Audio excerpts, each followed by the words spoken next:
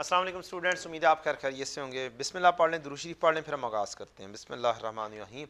अल्लाहुम्मा सल्ली अला मुहम्मदिन व अला आलि मुहम्मदिन कमा सल्लैता अला इब्राहीम व अला आलि इब्राहीम इन्नका हमीदुम मजीद।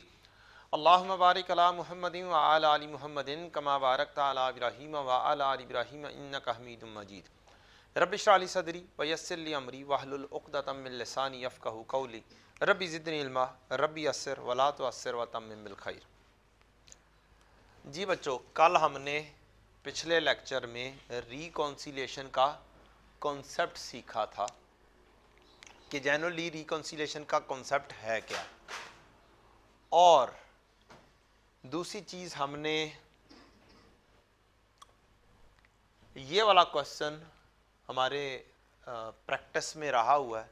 अब आपने फैसला करना है, मैंने आपको बी से रिलेटेड कुछ शॉर्टकट सिखाना है या जी से रिलेटेड कोई शॉर्टकट सिखाना है। शॉर्टकट मैंने आपको वेटेड एवरेज का तो सिखाना ही सिखाना है कि एक शॉर्टकट क्या होता है, ऐसे ही है, ये तो मैंने वादा किया हुआ है, वो मैं सिखाऊंगा।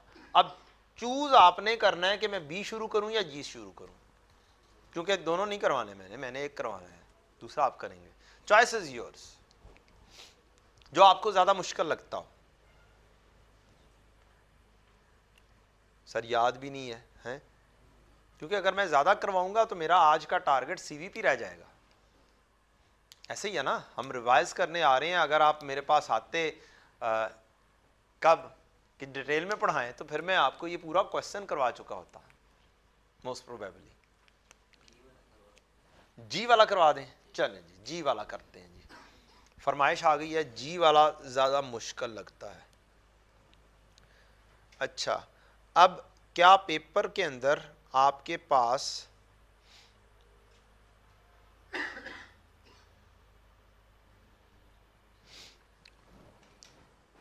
हाइलाइटर या पेंसिल होती है? हाइलाइटर या पेंसिल। अब मेरे पास बी और जी दो प्रोडक्ट्स दे दी गई हैं और मिक्स हुआ हुआ है काम। हर एडजस्टमेंट में बी भी आ रही है और जी भी आ रही है, ऐसे ही आता है। तो अब पेपर में जब आपने परफॉर्म करना है वेदर बी और जी, तो किस तरीके से परफॉर्म करेंगे, सेपरेशन कैसे करेंगे? तो इस तरह के क्वेश्चन में पर्टिकुलरली आप अपने पास हाइलाइटर लाजमी रखें, ताकि आप कम से कम एक चीज को हाईलाइट करके पहले एक चीज को तो खुदे लाइन लगाएं ना, एक चीज को तो कर सकें। हम क्या करते हैं, दोनों चीजों को मिक्स करने की कोशिश करेंगे तो दोनों चीजें मुश्किल हो जाएंगी। या फिर प्लानिंग इतनी अच्छी हो हमारी कि हम फॉर्मेट्स भी सारे के सारे बनाएं और दोनों चीजों को इकट्ठा क्या करते रहें, डील करते रहें। ये दोनों ऑप्शंस हमारे पास होती हैं। टाइम एक जितना ही लगना है, मोर और लेस। कि अगर मैं अलग अलग करूंगा तो मेरे पास हाइलाइटर होना चाहिए है कि मैं हाईलाइट कर लूं चीजों को।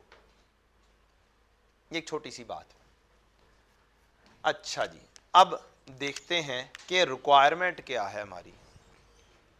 क्वेश्चन की रिक्वायरमेंट है बेटा जी, reconcile the physical inventory balance. थोड़ा सा इनलार्ज कर लेते हैं। Reconcile the physical inventory balance, यहां पर with the balance as per books. किताबों में क्या है और फिजिकल जो है उसको आपस में क्या कर दो, रिकॉन्साइल कर दो, मैच कर दो। और हम ये चीज कॉन्सेप्ट सीख चुके हैं, रिकॉन्सिलेशन बनानी कैसे है। शुरू कहां से करना है हमने, जो फिजिकल काउंट हुआ है वहां से। अब ये देखना पड़ेगा आपको फॉरवर्ड जाना है या बैकवर्ड आना है। ये हम पिछले लेक्चर में बिल्कुल जाते जाते ये सीख चुके होंगे। वो स्टूडेंट्स जिन्होंने वो पिछला लेक्चर नहीं देखा तो पिछले लेक्चर के ऊपर क्या करें, जाएं और थोड़ा सा 15-10 मिनट की गेम थी हमारी, तकरीबन 10 मिनट में हमने कॉन्सेप्ट रिवाइज किया था। अच्छा जी, रिकंसाइल करो। और दूसरा है determine the cost of closing inventory of chemical B and G, also compute the cost of contaminated material as on 31 May 2013। 23 कर लें आप। चलें जी, Methi Limited produces and markets a single product V. Two chemicals B and G were used in this 60-40 के ratio में for producing 1 liter V. ML follows perpetual inventory system. तो पहली चीज आई perpetual system. दूसरी चीज आई weighted average. Cost card is must. और हमने सीखा हुआ है कितना लंबा कॉस्ट कार्ड, कितने कॉलम हैं, 9 कॉलम. वो मेजॉरिटी ने 9 कॉलम के सीखा हुआ है. मेजॉरिटी ने 1 2 3 परचेजेस के, फिर 1 2 3 इशू के, फिर 1 2 3 बैलेंस के. मेजॉरिटी ने ये सीखा हुआ है.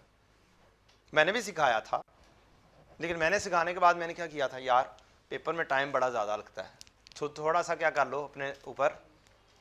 फार्मूला क्या होता है एवरेज करने का, और मैंने आपसे आज वादा किया कि मैं आपको सिखाऊंगा. ऐसे ही किया हुआ है ना जी. मुझे ज़रा एवरेज रेट का फार्मूला बता दें. वो क्या होता है जी, ओपनिंग स्टॉक प्लस रिसीट की वैल्यू, ओपनिंग स्टॉक की वैल्यू प्लस रिसीट की value divided by opening stock की क्वांटिटी प्लस रिसीट की क्वांटिटी. ये हमारा फार्मूला होता है. इसको पूरे साल पर अप्लाई कर दो तो क्या हो जाएगा, पीरियोडिक. इसको हर ट्रांजैक्शन पर अप्लाई कर लोगे तो क्या हो जाएगा, परपेचुअल. और हर ट्रांजैक्शन में चेंज किस बेस पर आएगी, सेल की बेस पर चेंज आएगी बेटा जी, या रिसीट की बेसिस पर, इशू की बेसिस पर आएगी चेंज, या रिसीट की बेसिस. ठीक हो गया, डन हो गया जी. अब आप लोगों ने फैसला किया है, क्योंकि हमारी रिवीजन क्लास है तो मैं एक हिस्सा करवाऊंगा. ठीक है जी, दूसरा हिस्सा आप उस बेसिस के ऊपर खुद कर लेंगे. जी 450, और इसके बारे में क्या कहता है, the purchase and issue of B and G for the May are as follows. इसमें क्या चीज लिखी हुई है, परचेज, और क्या लिखा हुआ है, इशू. ये परचेज आ रही है रिसीट, और ये इशू आ रही है. इसको नहीं अभी पढ़ रहे, आगे पढ़ते हैं. पहले क्वेश्चन को पढ़ेंगे. Opening inventory of G, B को छोड़ रहा हूं, जी वाज कितने लीटर है, 500 लीटर. क्या आप क्वेश्चन पेपर के ऊपर एक छोटा सा फेवर कर सकते हैं कि आप क्वेश्चन पेपर के ऊपर ये 500 लीटर ओपनिंग उठाएं, ये ओपनिंग उठाएं, और कुछ यहां पर ओपनिंग लिख लें कि मेरी ओपनिंग कितनी आई थी. क्या उसका रेट भी हमारे पास मौजूद है, 115 रुपए मौजूद है जी. क्या मैं ये 115 भी यहां पर लिख सकता हूं, ये ओपनिंग मौजूद है. ठीक है जी. अच्छा, अब क्या थोड़ा सा मुझे एनालाइज करना चाहिए क्वेश्चन को या नहीं करना चाहिए, करना चाहिए. चले मैं एनालाइज करता हूं. 500 जमा कितने हुए, 450 कितने हुए. इसके बाद इशूएंस हो रही है, कितनी है. अब मुझे बैलेंस बताओ जरा, कैलकुलेटर पे क्या बनता है. 500 जमा 450, 900 में से 650 के बाकी, और 300 फिर से निकल गए. तो फिर क्या हुआ, क्या सारी चीज जीरो हो गई हुई है, तो मेरा काम क्लोजिंग स्टॉक को वैल्यू करना नहीं है. जो क्लोजिंग स्टॉक के बारे में क्या है ना, तो अगर एक क्वांटिटी जीरो हो चुकी है तो रेट इस तारीख पर क्या हो चुका होगा, जस्ट क्या करने पर, एनालाइज करने पर. तो मेरा स्टार्टिंग पॉइंट फिर कौन सा होना चाहिए है क्वेश्चन करने का. क्या 500 से शुरू करूं, वो रिसीट भी लिखूं 3 कॉलम, फिर इश्यूएंस के भी कॉलम बनाऊं, और फिर जाके करूं. सर आप तो ऐसे ही जुगाड़े लगा रहे हैं, तो कोई दूसरे साइड पे भी करके दिखाएं ना. फिर बात तो तब बनती है ना, ऐसी बात है ना कि दूसरी साइड पे भी करके दिखाओ, फिर कि स्टार्टिंग पॉइंट वहां पर से भी चेंज करके दिखाओ, फिर बात बनती है. तो मेरा स्टार्टिंग पॉइंट अभी आपने कहा ये है, मैं कहता हूं ये भी नहीं है.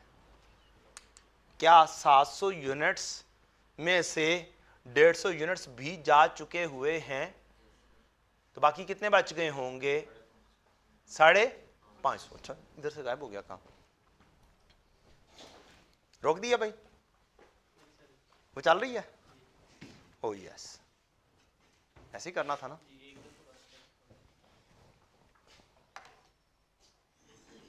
घर वाले बैठे हुए बच्चे जरा माजरत, कोई आजकल जो है ना हमारा सिलसिला जो सिलसिला चल रहा है अप एंड डाउन होने का इलेक्ट्रिसिटी की, वो थोड़ा सा तंग कर रहा है, और बैक एंड पे थोड़े से काम हो रहे हैं जिसकी वजह से ये चीज़ डिस्कनेक्ट हो जाती है।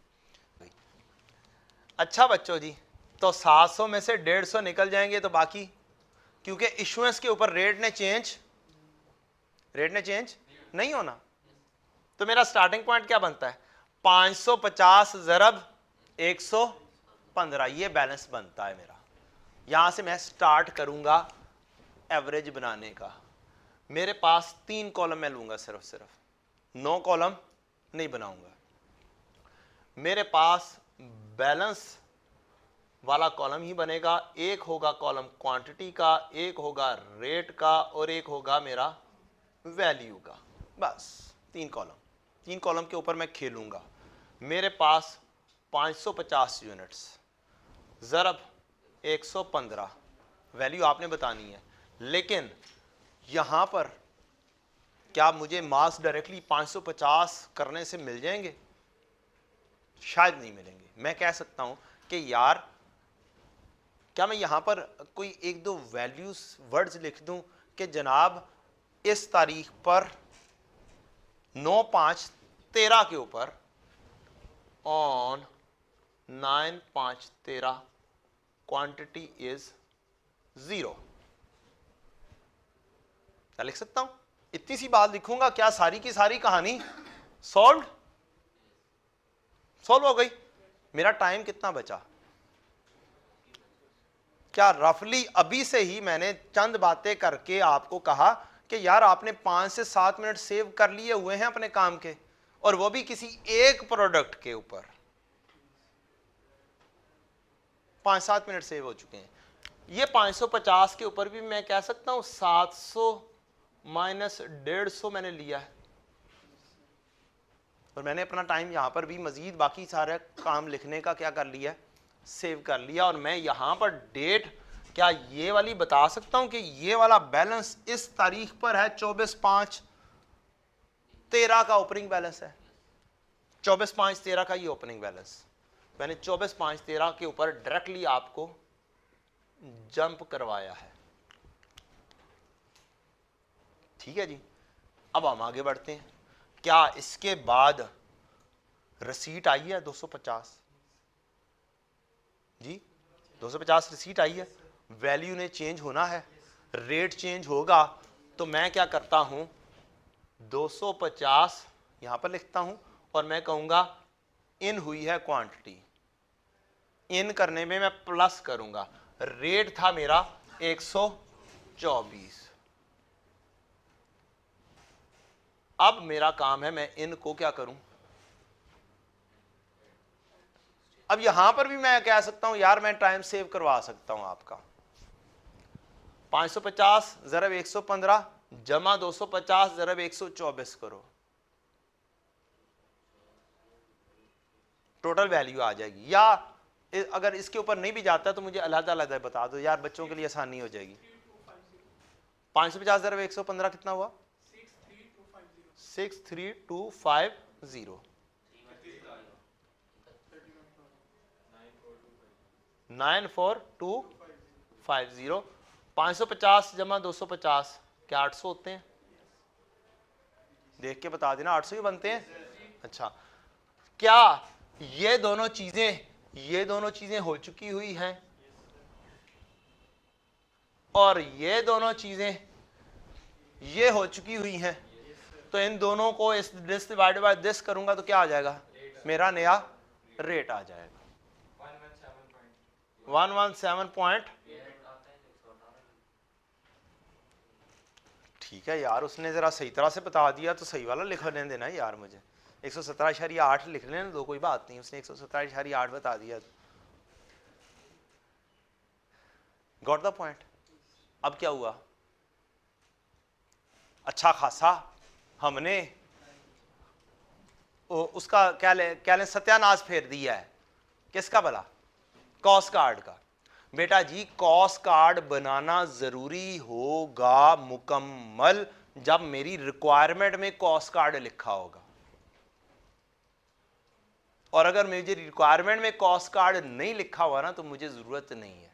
मुझे उसने कहा क्लोजिंग स्टॉक को वैल्यू कर दो, तो बेटा मैंने कोई एक वर्किंग भी छोड़ी हो तो बता दो। क्या मैंने कहा है? उसको बताया? क्या उसके लिए ये काफी है कि जी इस बच्चे ने एनालाइज किया है इस तारीख पर क्या चीज हो गई हुई है? क्या मैंने यहां पर डेट लिखी है कि यार यहां पर ये पॉइंट होगा? क्या मैंने यहां पर भी वर्किंग लिखी है कि यार ये वैल्यू 550 कैसे बना दिया है? तो एग्जामिनर को तो मैं बता रहा हूं, तो मेरे मार्क्स कटेंगे नहीं,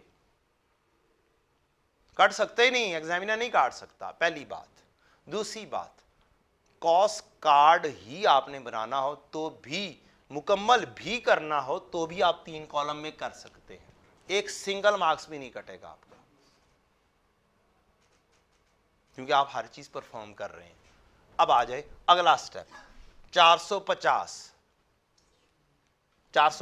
आउट हो रहे हैं। क्या इसके ऊपर रेट कौन सा लगना चाहिए? ये लगेगा ना, ठीक है। 450 ये आउट हो रहे हैं, ये इशू हो रहा है। तारीख क्या है इसकी? 31/5। 117.8 ही है। मेरे पास बच जाएंगे 350 यूनिट्स। 117.8 ही है। चले वैल्यू बता दें, इन दोनों को मल्टीप्लाई किया, ये वाला 41230। कोई मसला नहीं है, इतनी टेंशन नहीं लेनी कि इसकी। मुझे अगर कॉस्ट ऑफ सेल्स का कहा होता कि बताओ कॉस्ट ऑफ सेल्स कितनी है, कितने में बेचा है, क्या कॉस्ट थी, तो मेरे लिए ज़रूरी था ये काम करना, अदरवाइज मेरे लिए ज़रूरी है ये वाला काम करना। I can save time.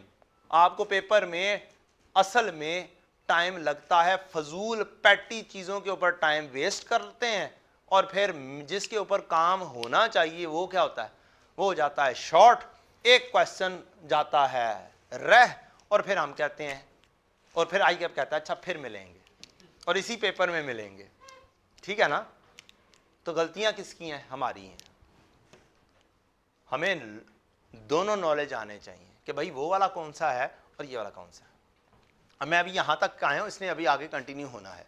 कुछ चीज़ें नीचे मौजूद हैं, मैंने अभी नहीं पढ़ी हैं। जनरली मुझे वो चीज़ें पहले पढ़नी चाहिए थी, फिर इस पर आना चाहिए था, लेकिन मैंने आपको सिखाने के लिए पहले इसके ऊपर आ गया हूँ। सर आपने कहा था कि आपने तो बेईमानी की है, आपने काम यहाँ पर नहीं सही शुरू किया था। ऐसे ही मैंने कहा था ना कि मैंने तो बेईमानी की, हालांकि मैंने पहले बेईमानी नहीं की, मैंने आपसे पूछा कि यार कौन सा शुरू करना है।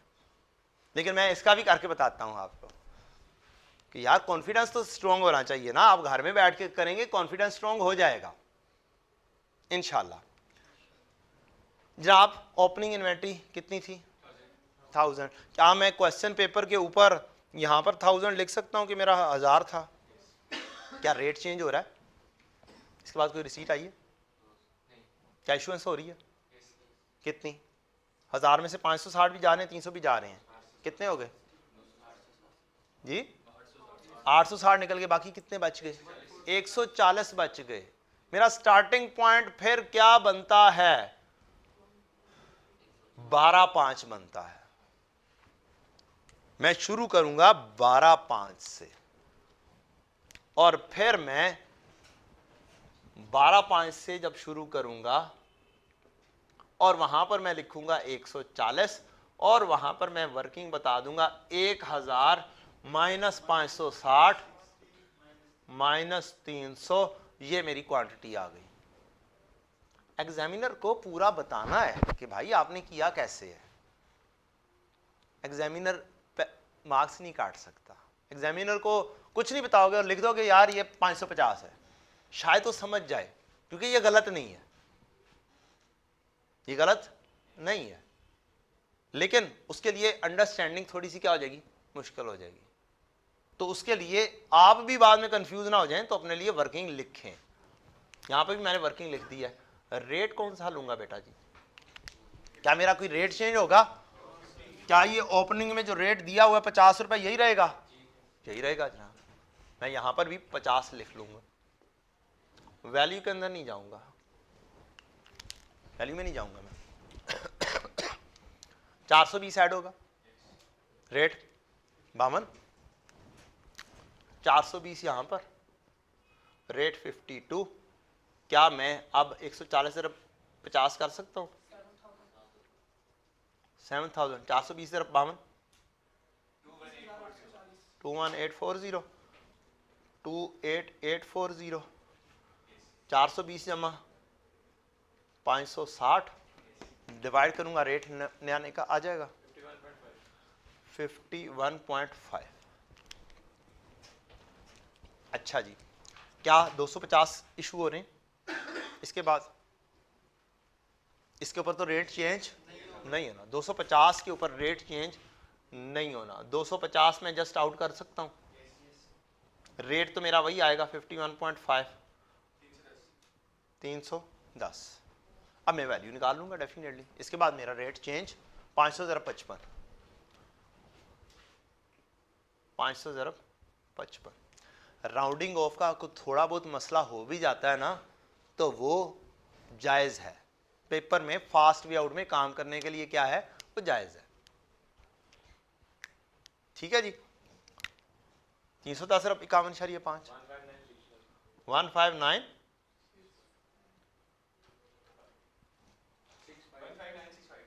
ये लें जी, 500 ज़रा 55, 27,500। ये है आपका। आउट हो रहा हो तो ब्रैकेट में यूज़ कर दो, इन हो रहा हो तो ये वाला फार्मूला उस ट्रांजैक्शन पर अप्लाई कर दो। हाँ, यहाँ पर डेट्स लिखनी है। क्या करनी है? डेट्स लिखनी है। ये 24/5 की कहानी है। और फिर 500 आउट कर रहा हूँ मैं। 500 आउट हुआ है या 500 इन हुआ है?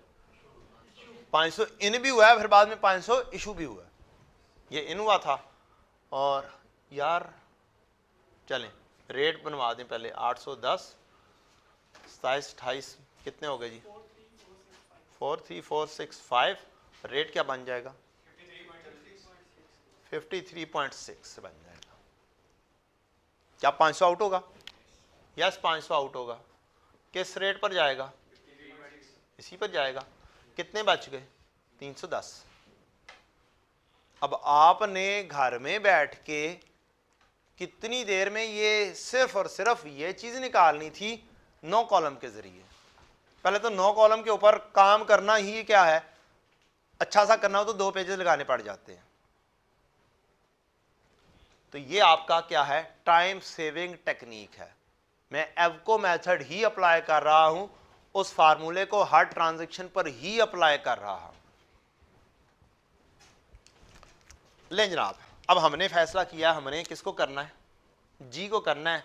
मैंने अपना वादा जो है निभा दिया है कि जनाब इधर भी अप्लाई कर कर दिखाता हूं। मेरा स्टार्टिंग पॉइंट भी यहां पर भी कौन सा था? ये 3 ट्रांजैक्शन नहीं थी, यहां से था 12/5 से। अच्छा जी, आगे बढ़ते हैं।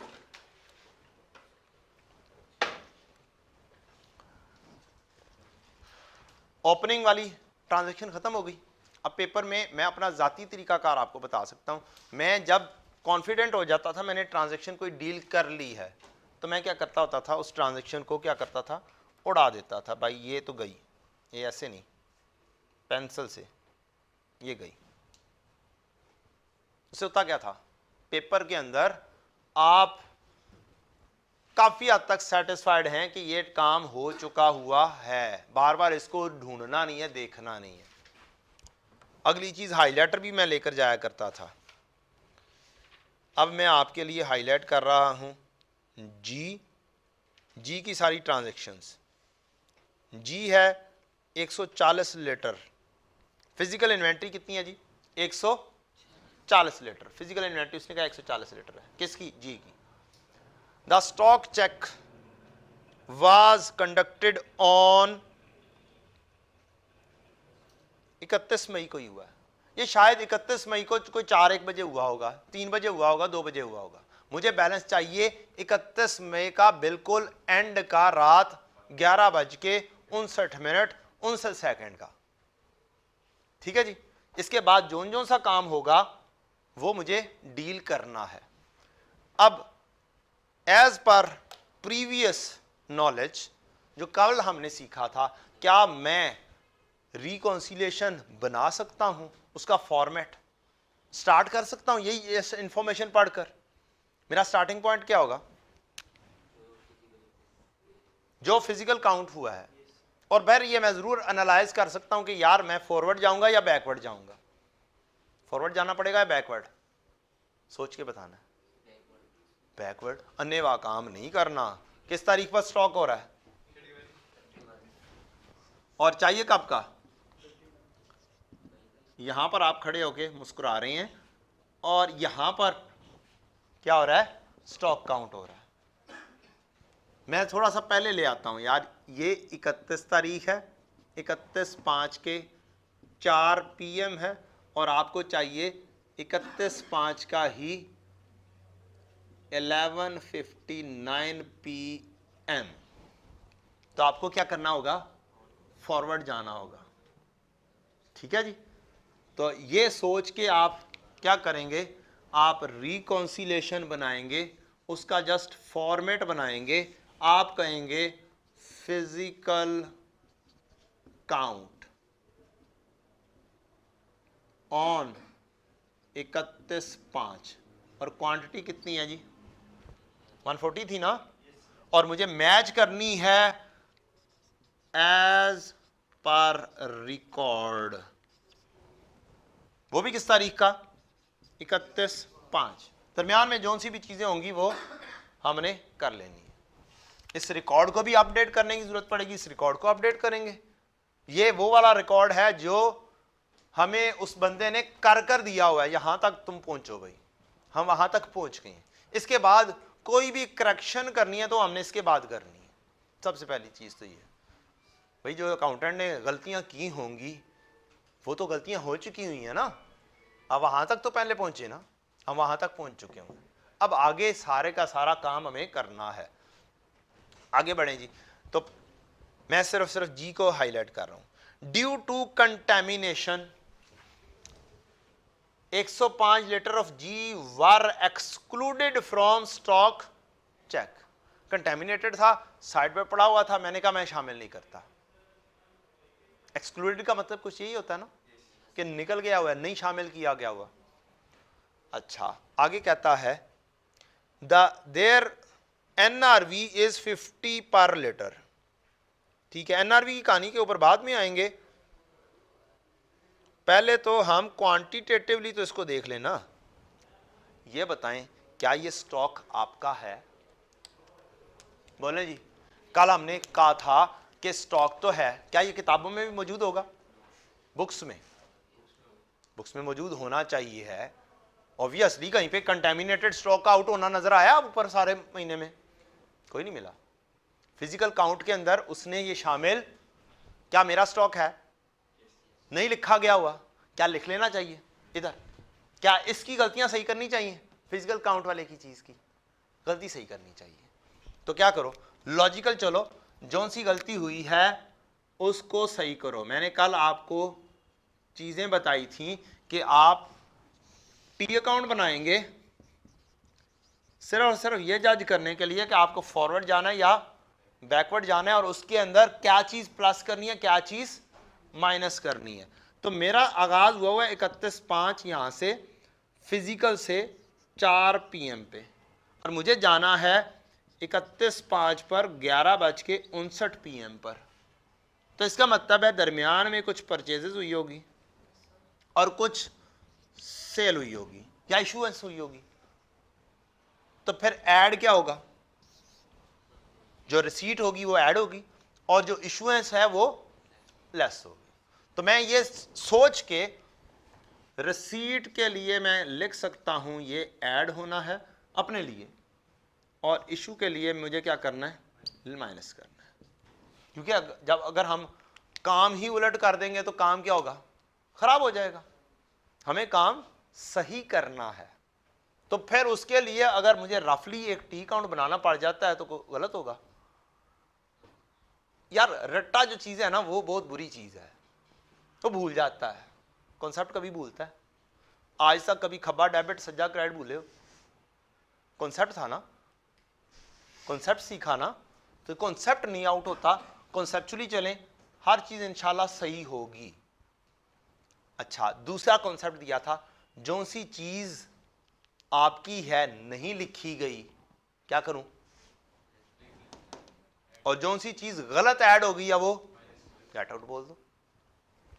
तो अब कह सकता हूं कंटेमिनेटेड स्टॉक जो है वो नहीं लिखा गया था, मेरा कंटेमिनेटेड स्टॉक था ना, उसने कहा 105 litre excluded from stock check, तो एक्सक्लूड हो गया, मीन शामिल नहीं किया गया, इसमें शामिल होना चाहिए था। कितने हैं यार, क्वांटिटी कितनी है, 105, तो ये मेरा 105 कंटेमिनेटेड स्टॉक है जो मेरा स्टॉक बनता है और मैंने नहीं लिखा है। आगे बढ़ते हैं, अगली adjustment 4 number, 250 litre of B को तो नहीं पढ़ना हमने सिर्फ किसको पढ़ना है, जी को। 95 लीटर ऑफ जी, यार ये 95 litre of G which was issued on 31 May after the physical count were included in the physical invent. भाई डेफिनेटली शामिल हुआ होगा ना, मैंने फिजिकल काउंट किया होगा, उस वक्त तो मौजूद था, उस वक्त तो क्या उसके बाद इशू हो गया, इशू हुआ है तो मुझे क्या कर देना चाहिए, क्या रिकॉर्ड में मैंने लिखा हुआ है 31 मई को 450 लिखा हुआ है ना, क्या ये जो वैल्यू मुझे गिवन की है कितने लीटर है, 95 लीटर, क्या इस 450 से कम है, बहुत कम है ना, तो इसका मतलब है इसमें शामिल हो गया होगा, रिकॉर्ड में सही लिखा गया हुआ है, रिकॉर्ड में एंट्री हो गई हुई है। हाँ यहां पर लिखा होता ना 40 यूनिट्स, तो मैं कहता यार ये वाली चीज एंटर ही नहीं हुई, ऐसे ही है। अब इसका मतलब है ये वाली चीज एंटर हो गई हुई है। और एक और बात है, जिस चीज के बारे में वो खामोश है इसका मतलब है वो बिल्कुल ठीक हो चुकी हुई है। अगर गलती हुई होती तो वो बताता कि मैंने रिकॉर्ड में नहीं लिखी, या कोई इशारा होता क्वांटिटी का, जैसे मैंने अभी आपको बताया कि 450 से ये 95 से भी कम होता, तो इसका मतलब है रिकॉर्ड में एंटर, यार 95 एंटर करोगे तो फिर 40 तो नहीं आ सकता ना यहाँ पे।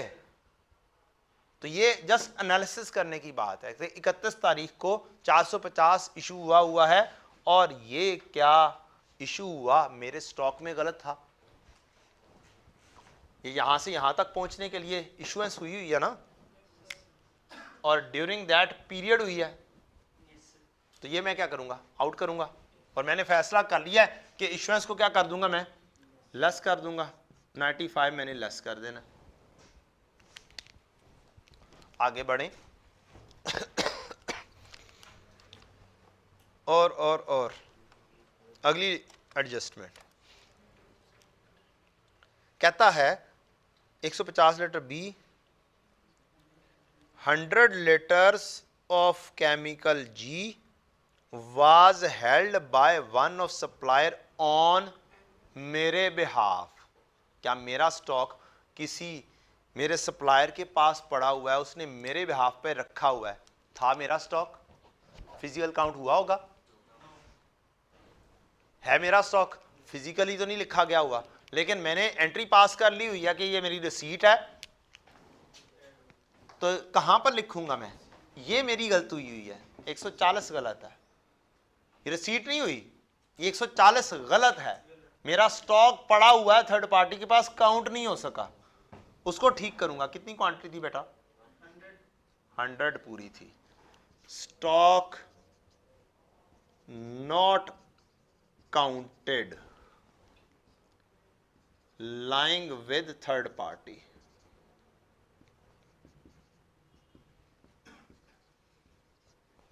काउंट नहीं हो सका, मैंने लिख लिया कि भाई ये तो होना चाहिए था। आगे बढ़ें जनाब, अगली adjustment. 200 litre were return on the production process. अच्छा जनाब, 100 litres of B and 200 litres of G were return from the production process on, बाद वाली डेट मेरी होगी ना? क्यों बेटा जी? जरा गौर से पढ़ लें। 200 लीटर जी के रिटर्न हुए हैं प्रोडक्शन से, मींस मैंने इशू कर दिए हुए थे, ये वापस आए हैं। क्या है? वापस आए हैं। कब आए हैं? यकम जून को। ये पिछली जो 31 मई है वो 20 से रिलेटेड है, ठीक है? इसलिए मैं बोल रहा हूं कि यार हाईलाइटर पास होगा तो चीजों को क्या करोगे? डिस्टिंग्विश कर पाओगे।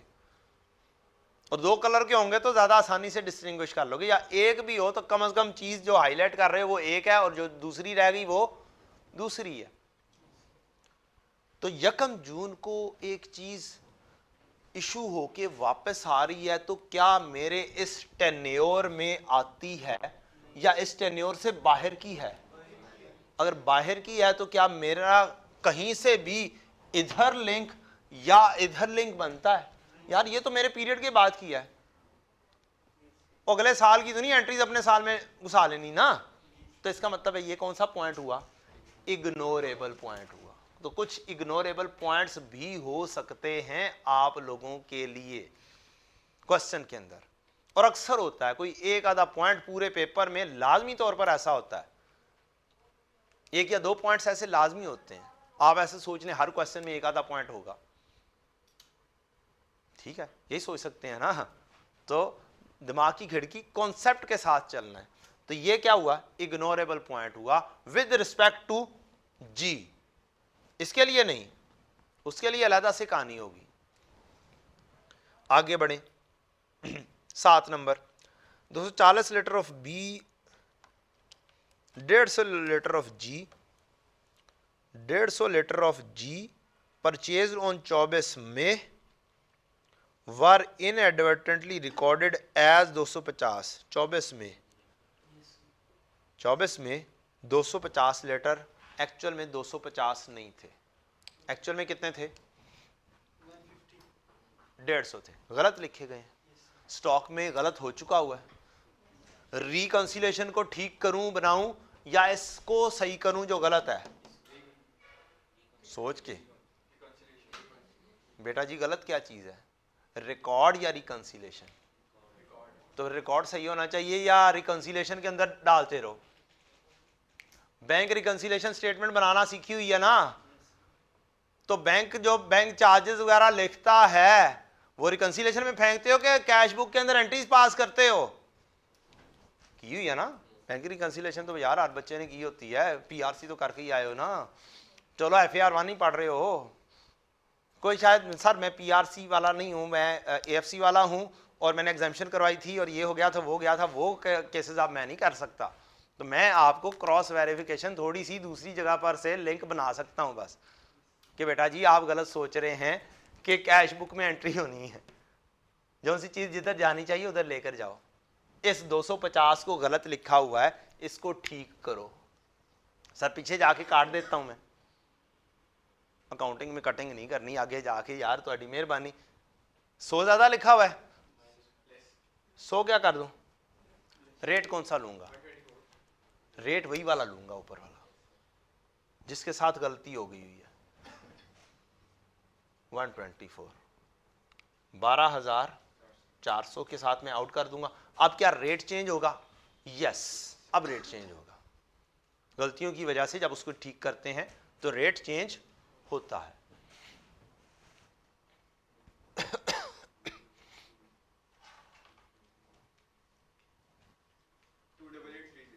टू 8830 और ये आ गया 250, डिवाइड करेंगे रेट आ जाएगा 115.32 ले जनाब, ये आपका 250 के ऊपर 8 ठहरा है जो आपका स्टॉक सही वाला बनता है। क्या सारी एडजस्टमेंट मैंने कर ली है? कोई छोड़ी तो नहीं है? इसका मतलब है उधर से टोटल करें तो वो भी 250 होना चाहिए, और अगर नहीं है तो मैंने कोई गलती की है।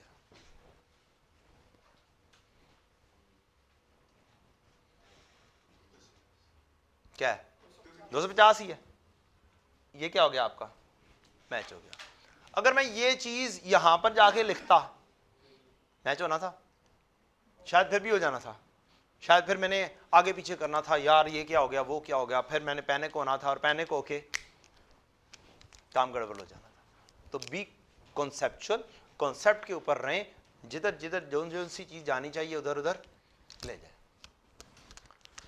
एक तो मैंने रिकॉन्सिलेशन कर दी। अब एग्जामिनर को मजीद बेहतर तौर पर कैसे बता सकते हो कि यार yes you have done your right effort.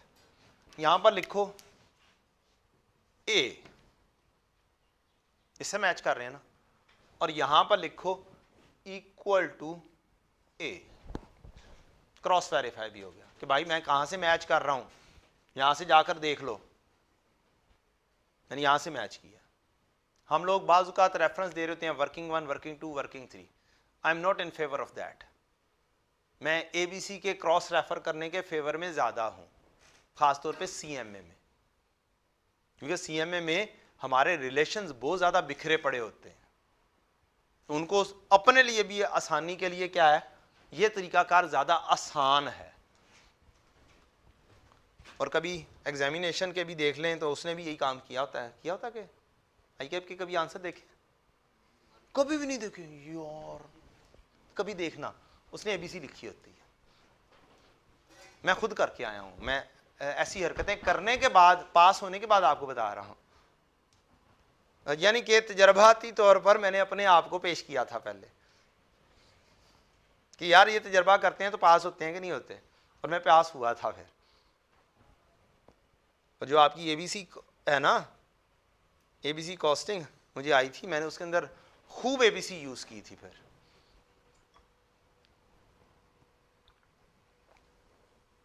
ले जनाब, एक काम हो चुका हुआ है। अगला काम क्वेश्चन की रिक्वायरमेंट थी, determine the cost of closing inventory of chemical B, also compute the cost of contaminated material as on 31 May. अब आपका क्लोजिंग स्टॉक की वैल्यूएशन है, ये अभी कॉस्ट है, हमें अब lower of cost and NRV पर जाना है। और हमने इन्वेंट्री के अंदर कुछ कॉलम सीखे थे कॉस्ट का। क्या मेरे पास क्वांटिटी है? यस। कॉस्ट पर यूनिट भी है? यस। क्या कंटेमिनेटेड अच्छे वाला और डैमेज वाला फर्क है? यस। तो कंटेमिनेटेड कितने थे हमारे क्वेश्चन के अंदर? 50 रुपए उसका रेट था, 105 लीटर था। तो 250 में से 105, इसका मतलब है क्या होंगे? कंटेमिनेटेड। तो 250 में से 105 गए तो बाकी कितने बच गए?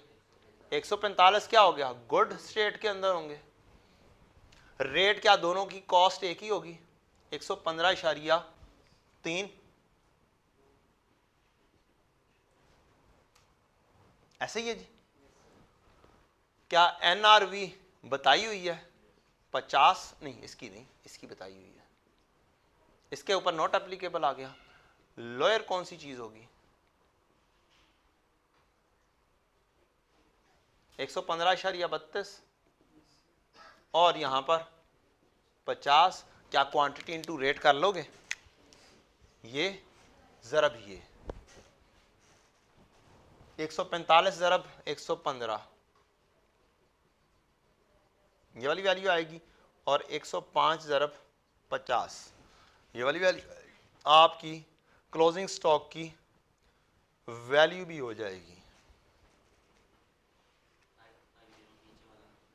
5250 721। को औखा क्वेश्चन था वैसे, सो सिंपल। किसकी? हाँ, अब एडजस्टमेंट करनी पड़ेगी एक एंट्री, अगर आप से एंट्री रिक्वायर्ड की होती तो आपने एक एडजस्टमेंट एंट्री पास करनी थी। देखना यह है कि ये मटेरियल की एंट्री है या फिनिश गुड की। सोच कर बताओ, क्वेश्चन पढ़कर बताओ। मटेरियल की एंट्री कुछ और होनी है और फिनिश गुड की एंट्री कुछ और होनी है। कल हमने डिस्कस किया था। ऊपर देखें तो ये एक वी प्रोडक्ट बनाने के लिए केमिकल्स हैं 2 अदद जो कि मटेरियल हैं, और मटेरियल की एनआरवी एफओएच को जाएगी, एनआरवी एडजस्टमेंट। तो यहां पर अगर आप आएंगे, आपकी क्लोजिंग स्टॉक की वैल्यू, अब एडजस्टमेंट, अब एंट्री पूरी कर लेते हैं, आपने बात की है, वैल्यू भी निकाल लेते हैं। एफओएच डेबिट और इन्वेंटरी रॉ मटेरियल जी की क्रेडिट, और वैल्यू बनेगी बेटा, क्वांटिटी है इसकी 105, इसको मल्टीप्लाई करो इन दोनों का डिफरेंस से, 115.32 माइनस 50, ये आपकी वैल्यू बनेगी और ये आपकी एंट्री बनेगी। कितना? 6859। एफओएच डेबिट और इन्वेंट्री क्रेडिट। देखना होगा कि फिनिश गुड की एनआरवी एडजस्टमेंट है या मटेरियल की एडजस्टमेंट है। मटेरियल ने मैंने वहां पर एक वो 2 अकाउंट्स बना के आपको लिंकिंग की थी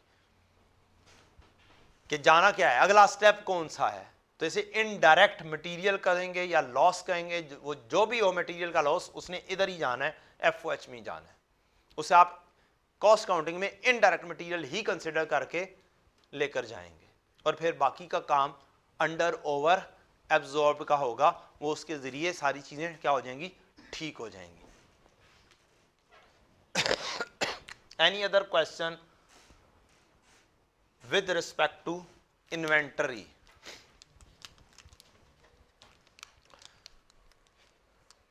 रिकंसिलेशन देख ली, शॉर्टकट देख लिया, वेटेड एवरेज मेथड का शॉर्टकट देख लिया। अब आपका काम यह है, चंद क्वेश्चन पकड़ें, अगर तो आपके पास अवेलेबल हैं, लाइक FAR 1 के, क्योंकि CMA के अंदर तो ऐसा कोई क्वेश्चन है ही नहीं। ठीक, बुक ले लें, ये मेरी बुक लेके फोटोकॉपी करवा लें या किसी तरीके से अरेंज कर लें। तो चंद क्वेश्चंस को उठा के क्या करना है, इनकी प्रैक्टिस कर लें कि वेटेड एवरेज की आपकी पहले से प्रैक्टिस हल्की फुल्की सी मौजूद हो। अदरवाइज कॉन्सेप्ट तो है ही, वो आपने सीख लिया। जो से क्वेश्चन जिस टीचर ने भी आपको करवाए हुए हैं, उनको क्या करो, निकालो उस रजिस्टर को और निकाल कर चेक कर लो, यार कोई मसला है, बी कॉन्फिडेंट ना। तो आप कॉन्फिडेंस के साथ इसको अप्लाई करें, ये हो जाएगा अप्लाई। ब्रेक करते हैं नमाज की, उसके बाद फिर बाकी का काम करते हैं। चलें बच्चों, सूरज जी, अब आगाज करते हैं हम CVP का, कॉस्ट वॉल्यूम प्रॉफिट। इसके अंदर हम बहुत ज़्यादा क्रैमिंग करते हैं और फार्मूलाज याद करते हैं, फिर भी हमसे सवाल नहीं होता है। ऐसे ही है ना, हैं? या हो जाता है आपसे? आपसे हो जाता है, ठीक हो गया। कुछ बच्चों से हो जाता है, कुछ से नहीं होता, तो हो जाना चाहिए, हो जाएगा इंशाल्लाह। अच्छा बच्चों, एक बेस फार्मूला है कि हमारा नेट प्रॉफिट बराबर होता है sale price into number of units minus cost. Cost बनती है 2 हिस्सों में, fix cost plus variable cost per unit into units. मैंने यूनिट्स को एक्स में लिख दिया, ठीक है जी, ये यूनिट्स। इसी को जब हम रीअरेंज करते हैं अल्टीमेटली, तो हमारे पास एक फार्मूला आ जाता है। मेरे पास टाइम नहीं है कि मैं आपसे वो एग्जैक्टली डिराइव करवाऊँ आपको फार्मूला। तो नेट प्रॉफिट हमारा 0 होता है जब हम ब्रेक इवन पर पहुंचते हैं। ऐसे ही है, चलें हम थोड़ा सा कर भी लेते हैं। नेट प्रॉफिट हम 0 कर देंगे, इस सेल प्राइस को दूसरी साइड पर ले जाएं तो फिर क्या बचेगा कि आपकी सेल बराबर हो जाएगी कॉस्ट से, fix cost plus variable cost per unit into x into units. आपकी सेल बराबर होगी आपकी टोटल कॉस्ट से। ठीक है जी। फिर यहीं से ही आपका, अगर मैं ये वाली एक्स को एक साइड पर ले जाऊं, minus variable cost per unit into number of units is equal to fix cost. ये क्या चीज है? Sale minus variable cost is equal to your contribution. तो कंट्रीब्यूशन बराबर होता है आपकी फिक्स कॉस्ट पर, जब आपका क्या होता है? ब्रेक इवन होता है, जब नेट प्रॉफिट क्या होता है? जीरो होता है। अच्छा, क्या मैं एक्स कॉमन भी ले सकता हूं?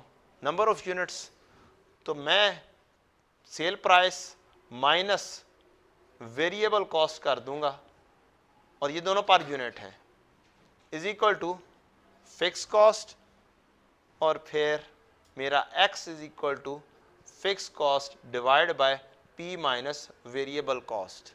ये है आपका कंट्रीब्यूशन पर यूनिट, ये है आपका फिक्स कॉस्ट और ये है आपका ब्रेक इवन पॉइंट, जब आपके यूनिट्स जितने यूनिट सेल करें तो आपका ब्रेक इवन होता है। इसको हमने लगाया हुआ है रट्टा और वो है break even point is equal to fix cost over contribution per unit.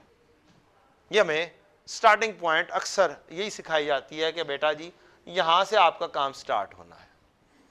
अगली चीज, अगला फार्मूला है कि इसी को ही अगर हम सेल प्राइस से मल्टीप्लाई कर दें तो ये क्या हो जाएगा? Break even point in rupees आ जाएगा, रेवेन्यू में आ जाएगा। और एक और फार्मूला, फिर इसी का ही एक और फार्मूला बनता है कि ब्रेक इवन रेवेन्यू आपने मालूम करना है, यानी कि रुपीज में, is equal to fix cost over CS ratio, contribution to sale ratio. वो भी इसी से ही आई है कंट्रीब्यूशन। ये अगर चीज मल्टीप्लाई हो रही हो, नीचे डिवीजन पर ले जाओ, तो इसको ऐसे भी तो लिख सकते हैं ना, इस प्राइस को ऐसे भी लिख सकते हैं।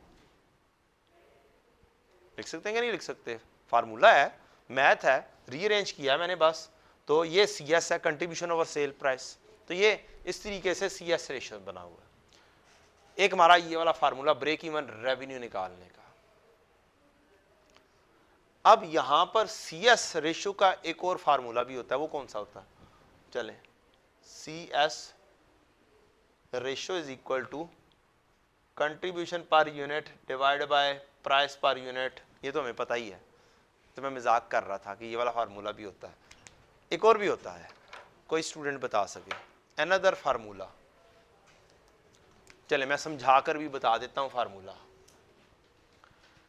मेरी सेल थी 500, मेरी वेरिएबल कॉस्ट थी 300, मेरा कंट्रीब्यूशन मार्जिन कितना होगा? क्यों जी? 200। मेरी CS रेशो क्या होगी? है 200 तकसीम 500 CS रेशो। CS रेशो बन जाएगी मेरी 200 divide by 500 is equal to 40%। क्या मैं यहां पर एक और रेशो भी बना सकता हूं? Variable cost to sales ratio होती है 300 तकसीम 500 इज इक्वल टू 0.6। तो फिर एक और भी फार्मूला बन सकता है आपका, CS ratio is equal to 1 minus variable cost to sales ratio. और ये वाला फार्मूला बहुत ज्यादा यूज होता है। ये फार्मूला बन गया आपका। टारगेट प्रॉफिट अगर हमने लेना हो तो हम कुछ भी नहीं करते, हम यहां पर टारगेट प्रॉफिट ऐड कर लेते हैं, या फिर हम यहां पर टारगेट प्रॉफिट ऐड कर लेते हैं। ये जो ब्रेक इवन बनाया था हमने, यहां पे टारगेट प्रॉफिट ऐड कर देते हैं, नथिंग एल्स।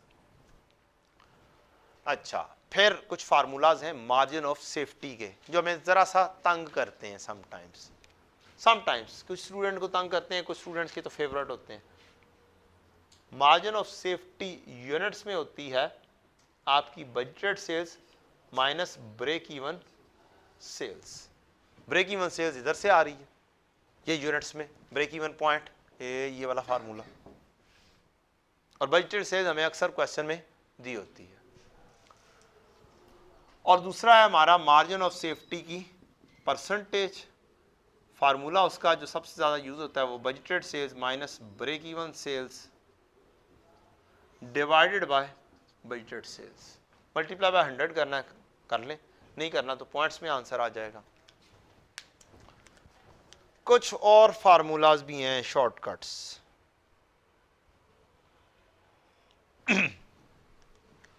मसलन इसी फार्मूले से जो हमने भी पढ़ा है, इसी फार्मूले से डिवाइज होकर वर्कआउट होकर एक फार्मूला बनता है ब्रेक इवन सेल्स का, budgeted sales into 1 minus margin of safety की परसेंटेज। ये फार्मूला आपको ऐसा लिखा हुआ कहीं पर बहुत ज्यादा शायद नहीं मिलता। तो ब्रेक इवन सेल्स का एक और formula budgeted sales into 1 minus margin of safety की परसेंटेज। ये इसी फार्मूले से वर्कआउट होकर बना हुआ फार्मूला। मींस मैथ है, चीज़ों को रीअरेंज करें तो वो चेंज हो जाएगी। इसमें से ये वाली चीज़ निकालनी है, ये शिफ्ट होकर इसके अंदर कन्वर्ट हो जाएगी।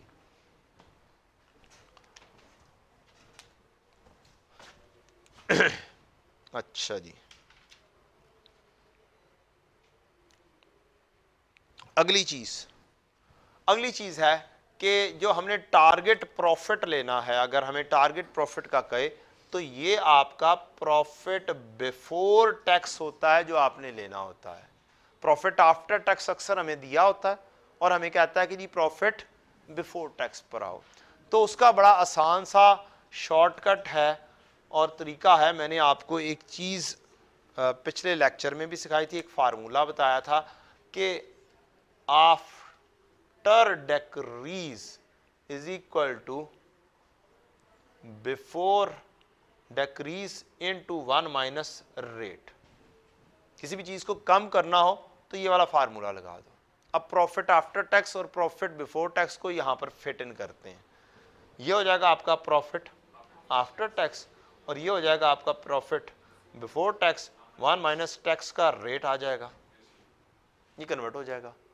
अब आपको प्रॉफिट आफ्टर टैक्स दिया हुआ है, हमें चाहिए प्रॉफिट बिफोर टैक्स, तो उसका फार्मूला बन जाएगा profit before tax is equal to profit after tax divided by 1 minus tax का रेट। तो इस तरीके से आप पीबीटी पर भी पहुंच सकते हैं, जो कि अक्सर क्वेश्चन में हमें प्रॉफिट आफ्टर टैक्स देकर हमें तंग करता है। ये तो हो गए हमारे फार्मूलाज की कहानी और बस इतने से ही फार्मूलाज हैं। मल्टी यूनिट्स का आ जाता है काम, उसको हम देखेंगे। अब मेरा क्वेश्चन आप बच्चों से ये है कि क्वेश्चन को सीवीपी के क्वेश्चन को उठाना कैसे है, टैकल कैसे करना है। This is a thing. Any suggestion from your side? कोई तरीकाकार आप लोगों ने भी माशाल्लाह से इतने टीचर से पढ़ा हुआ है, कोई शायद मेरे लिए कोई लर्निंग पॉइंट निकल आया, बताएं जी। क्वेश्चन में सीएस रेशियो ना है तो ये हो फिर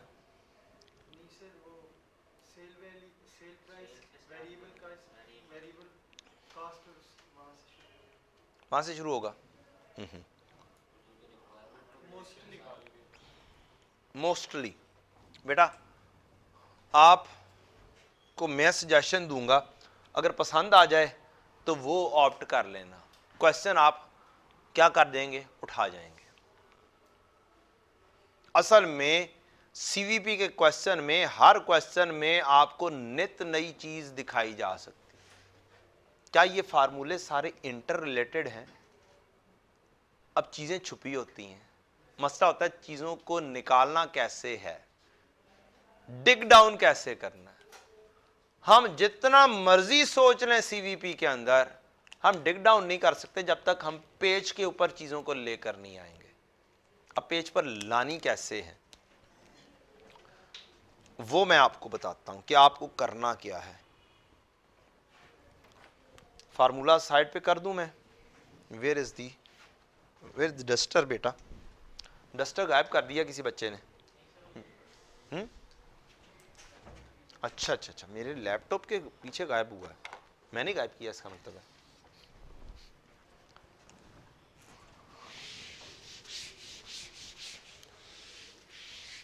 अच्छा जी,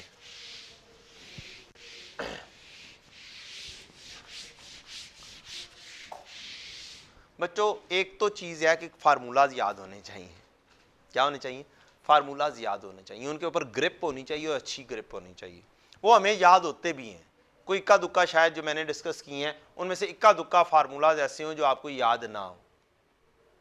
शायद ये वाला ना याद होगा, यहाँ कहीं पे ये वाला, ऐसे ही है ना। बाकी सारे तो आपने तकरीबन रूटीन में देखे हुए हैं फार्मूलाज। अब क्वेश्चन करने का काम क्या होगा? आपको फर्ज करते हैं ब्रेक इवन की रिक्वायरमेंट दी, ये वाला फार्मूला, ये रिक्वायरमेंट है कि ब्रेक इवन पॉइंट निकालो। तो जोन सी रिक्वायरमेंट हो, सबसे पहले तो वो वाला फार्मूला लिखना है। मेरी रिक्वायरमेंट क्या थी? ब्रेक इवन पॉइंट निकालने के लिए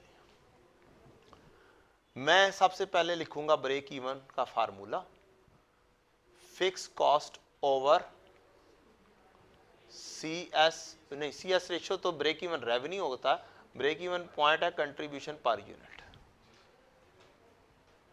ठीक है जी। दूसरा रिक्वायरमेंट थी मेरी क्वेश्चन के अंदर ही कि मार्जिन ऑफ सेफ्टी की परसेंटेज बना दो। तो दो एक रिक्वायरमेंट तो होंगी ना। मैंने दूसरी कही मार्जिन ऑफ सेफ्टी की परसेंटेज होती है budgeted sales minus break even sales divided by budgeted sales. अब ये दोनों मैंने लिख ली हैं। इससे अगला फार्मूला कौन सा लिखना है? दो किस्म के फार्मूलाज मजीद लिखने हैं। नहीं नहीं ऐसे नहीं, हवाओं में नहीं चलानी चीजें, लिंक करनी है चीजें। वो किस तरीके से लिंक करनी है? आपने अगला काम ये करना है कि रिक्वायरमेंट वाले फार्मूलाज लिख दिए। अब इनमें से देखो कि कौन कौन से फार्मूलाज किसी और चीज के भी हैं। क्या ब्रेक इवन सेल्स का कोई फार्मूला है? बोले ब्रेक इवन सेल्स का फार्मूला है, तो अब इस चीज का भी फार्मूला लिख दोगे आप। Break even sales is equal to क्या चीज है जी? बजटेड सेल्स यार, fix cost over C S ratio. उसके ऊपर ना जाओ, उसके ऊपर भी जाते हैं। आपने कहा कि ये वाला फार्मूला है, तो मैं ये भी लिख देता हूं। जितने फार्मूलाज हों क्या करो, लिख दो, लिख मारो। नहीं पता लिंकिंग कहां से निकल कर आनी है। अब मेरी रिक्वायरमेंट क्या थी बेटा जी? बेटा जी रिक्वायरमेंट कौन सी? मार्जिन ऑफ सेफ्टी परसेंटेज थी। क्या ये बताएं मार्जिन ऑफ सेफ्टी की परसेंटेज ही रिक्वायरमेंट हो और उसी से ही मैं फिर ब्रेक इवन निकाल रहा हूंगा? जरा सोचो, वो ये यूज नहीं हो पाएगा। ठीक है, तो इस वजह से आप इसको एक्सक्लूड कर सकते हैं। ठीक हो गया? अगर मसला कोई नहीं है लिख दो, क्या हो जाएगा? एक फार्मूला इस्तेमाल नहीं होगा। लिख दो break even sales budgeted sales into 1 minus margin of safety percentage. अब चीजें क्वेश्चन से देखो। अगली चीज, एक और चीज, अगर क्वेश्चन के अंदर कोई रेडिली इंफॉर्मेशन अवेलेबल है, रेडिली चीज अवेलेबल है और उसका भी कोई फार्मूला एग्जिस्ट करता है, मसलन फॉर एग्जांपल क्वेश्चन के अंदर readily information C S ratio है। क्या सी एस रेशियो का कोई फार्मूला एग्जिस्ट करता है? तो दो एक फार्मूलाज मैंने बताए हैं, दो एक फार्मूलाज एग्जिस्ट करते हैं। जो सी चीज क्वेश्चन के अंदर कोई रेडिली इंफॉर्मेशन हो उसका भी फार्मूला लिख दो। तो अगला चीज क्या है? से सी एस रेशियो है। ऑलरेडी सी एस रेशियो का फार्मूला क्या होता है जी? 1 minus variable cost to sales ratio. तो चांसेस ये हैं कि आपके वेरिएबल कॉस्ट से सी एस रेशियो यूज होगी या सी एस रेशियो से वेरिएबल कॉस्ट टू सेल्स निकलेगी, ये कहीं और यूज हो जाएगी। ना यूज होता टेंशन नहीं है, कोई बात नहीं, कोई दो फार्मूला नहीं यूज होंगे, लेकिन आपकी लिंकिंग खुद ब खुद बन जाएगी। एक छोटा सा क्वेश्चन करते हैं। बहुत छोटा सा क्वेश्चन लें जी। रिक्वायरमेंट ये आ रहा जी, नीचे सॉल्यूशन दिया हुआ, इस वजह से मैं नहीं नीचे लेके जा रहा, ठीक है जी। तो ये पढ़ा जा रहा है भाई, ये यहां तक जा रहा है ना। क्वेश्चन में क्या चीज दी है? Monthly sales, budgeted sales price per unit, margin of safety की परसेंटेज दी हुई है, CS रेशो दिया, और मेरा टारगेट क्या है? Budgeted fix cost. अब फिक्स कॉस्ट मालूम करनी है। अब सोचोगे बेटा जी, फिक्स कॉस्ट की मेरी रिक्वायरमेंट है या मेरा टारगेट है किसी वजह से क्वेश्चन के अंदर, तो सोचो कि फिक्स कॉस्ट कौन कौन से फार्मूले में यूज होती है, ये सोचोगे। फिक्स कॉस्ट कौन कौन से फार्मूले में यूज होती है, क्योंकि फिक्स कॉस्ट का डायरेक्टली फार्मूला तो नहीं है ना। तो मैं क्या कर सकता हूं, जिस जिस फार्मूले में फिक्स कॉस्ट यूज होती है मैं वो वाला फार्मूला यहां पर ले आऊंगा। सबसे पहला पॉइंट मेरा ये होगा, कहां पर यूज हो सकती है? एक फिक्स को ब्रेक इवन पॉइंट पे यूज हो सकती है, एक ब्रेक इवन रेवेन्यू पर यूज हो सकती है। मैंने ये दो फार्मूलास पहले नंबर पर लेकर आने हैं। चलो लिखे हुए हैं, ये मैं मिटा देता हूं ताकि जरा तरतीब से काम तो प्रॉपरली हो जाए ना, ऐसे तो फार्मूलाज लिखे गए हुए हैं। अब ये काम होता है हिट एंड ट्रायल मेथड। क्या होता है जी? हिट एंड ट्रायल मेथड से चीजें के पिक होके आने की चांसेस होते हैं। Break even sales is equal to fix cost over CS ratio. ये दो मैंने फार्मूले लिखे हैं। क्या क्वेश्चन के अंदर एक फार्मूला लिखा CS रेशियो आया जी? क्या CS रेशियो का कोई फार्मूला पढ़ाया? ले जाओ आगे एक और लिख दो, CS रेशियो, ये फार्मूला लिख दो गया, 1 minus variable cost to sales ratio. और कोई CS रेशियो का फार्मूला, कंट्रीब्यूशन ओवर सेल, उसकी खैर है यार, उसकी खैर है फिलहाल। चलें अब शुरू करते हैं। क्वेश्चन में चीज और क्या चीज दी हुई है? अब क्वेश्चन के अंदर एक परसेंटेज दी हुई थी मार्जिन ऑफ सेफ्टी। क्या है? Margin of safety. इसका कोई फार्मूला होता है? परसेंटेज में दिया हुआ है, इसका फार्मूला होता है, लिखो फार्मूला, मार्जिन ऑफ सेफ्टी की percentage budgeted sales minus break even sales divided by budgeted sales. अब आप 2 3 4 चीजें लिख चुके हुए हैं। अब क्वेश्चन से इन चीजों में आओ। क्या CS रेशियो है? यस, CS रेशियो जहां जहां पर मौजूद है ना वहां वहां पर फेंक दो, कोई मसला नहीं है। क्या है? फेंक दो, क्या मसला हो जाएगा? CS रेशियो क्या यहां पर यूज होगी? ये मौजूद है ना, 0.4 यहां पे यूज हो गई। और इसके अंदर मुझे एक चमक भी नजर आई एकदम से कि यार यस, यहां से फिक्स कॉस्ट बनती नजर आती है और मुझे ब्रेक इवन सेल्स कहीं से मिल जाएगी तो क्या हो जाएगा? क्वेश्चन फिक्स कॉस्ट पे पहुंच जाऊंगा। अब ब्रेक इवन सेल्स की कहानी देखनी है। ब्रेक इवन सेल्स का फार्मूला कहीं पे लिखा हुआ है? हाँ, मार्जिन ऑफ सेफ्टी। अच्छा, मार्जिन ऑफ सेफ्टी भी हमारे पास मौजूद है और यस, मार्जिन ऑफ सेफ्टी भी मौजूद है। अब मार्जिन ऑफ सेफ्टी जहां जहां पर यूज होती है वो लिख दो। एक ये है, एक और भी पढ़ाया है, एक ये भी पढ़ाया है, ये शॉर्टकट है, ये भी लिख दो, इसमें भी यूज होता है, ये भी लिख दो। Break even sales is equal to budgeted sales into 1 minus margin of safety की परसेंटेज। अब जस्ट क्वेश्चन है 0.25 है, यहां पर भी लिख दो यार 0.25, यहां पर भी लिख दो 0.25, कोई मसला? 1 माइनस। क्या क्वेश्चन के अंदर अब आपने एक और एक 2 चीजें यूज कर ली? क्या ये मेरे पास क्या चीज दी है? Budgeted units. उसको मल्टीप्लाई कर दूंगा तो मेरी टोटल बजटेड सेल्स निकल आएगी। तो 13,140 जरा 150, मेरा काम हो गया, मेरी ब्रेक इवन सेल्स आ गई 13,140 जरब 150, 197,000। अब मेरी ब्रेक इवन सेल्स आ गई है, ये मेरी ब्रेक इवन सेल्स यहां पर पुट इन हो जाएगी 197,100 और यहां से मेरी बैलेंसिंग फिक्स कॉस्ट निकल कर आ जाएगी जो सी मुझे जरूरत है। तो फिक्स कॉस्ट मेरी आ जाएगी 7,400।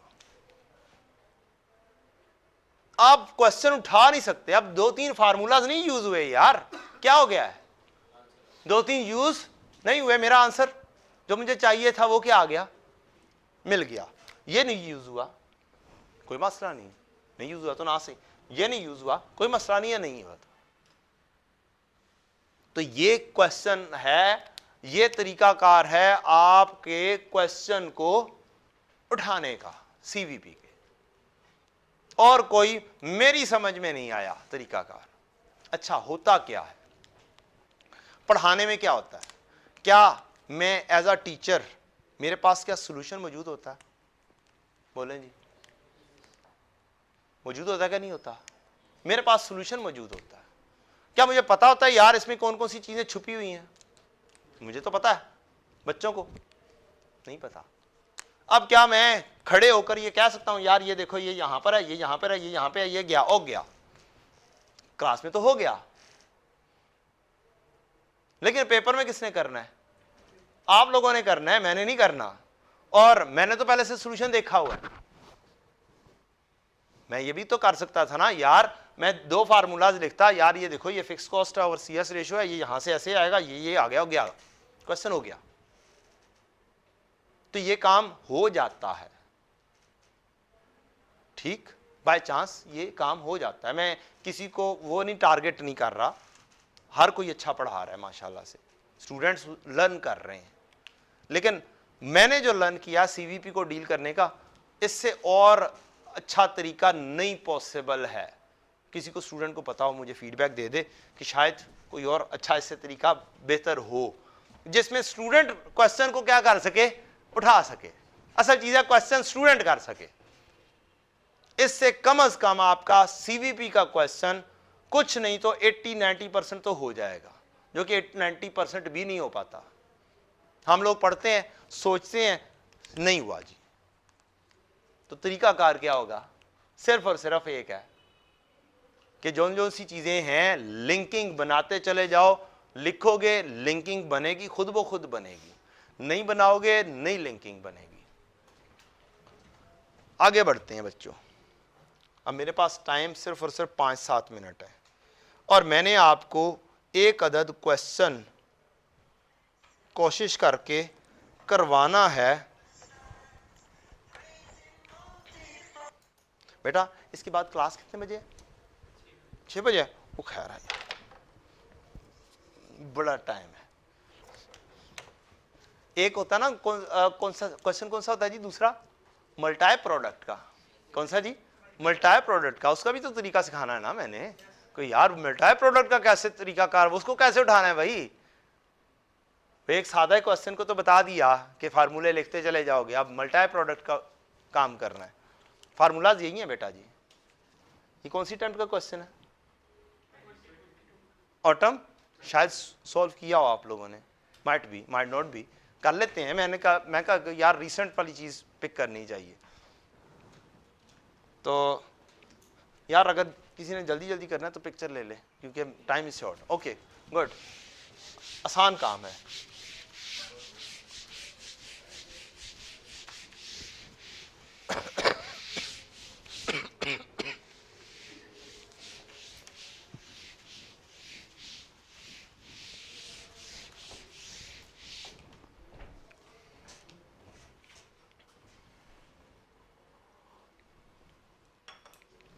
क्वेश्चन पढ़ते हैं जी।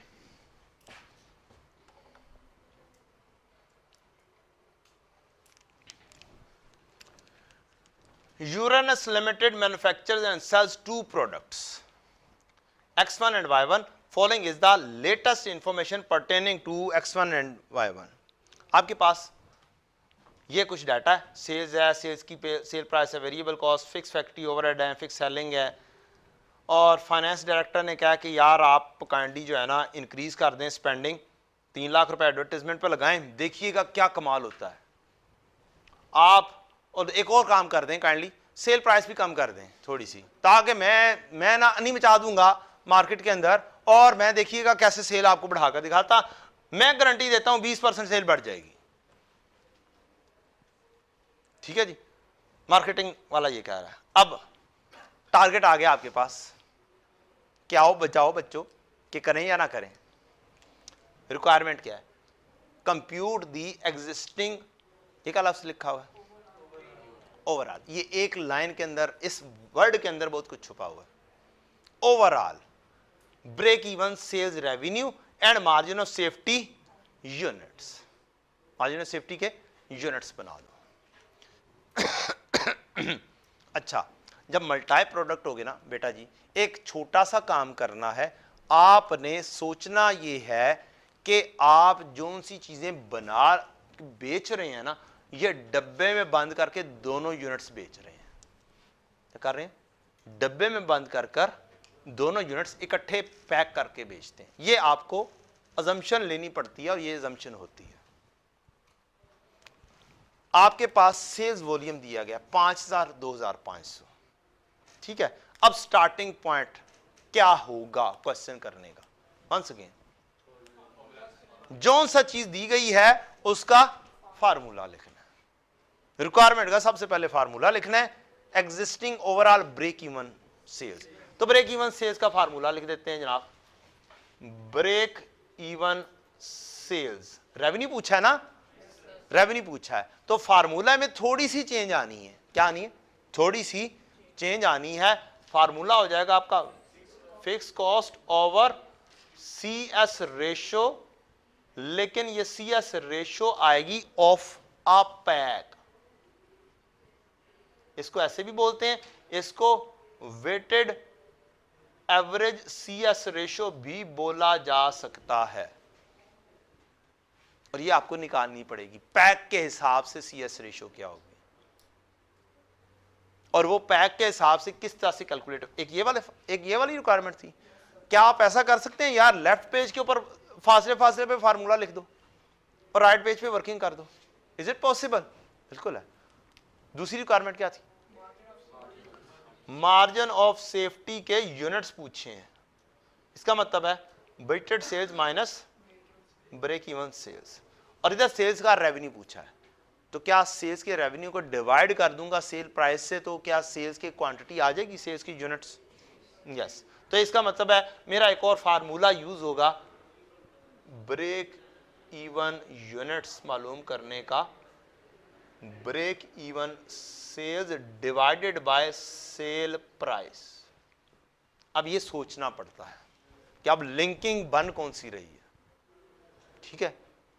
ये आपने लिख दिया और अब आप हो गए उसको किया साइड पर। अब आप आगे ना शुरू हो जाना डील करना।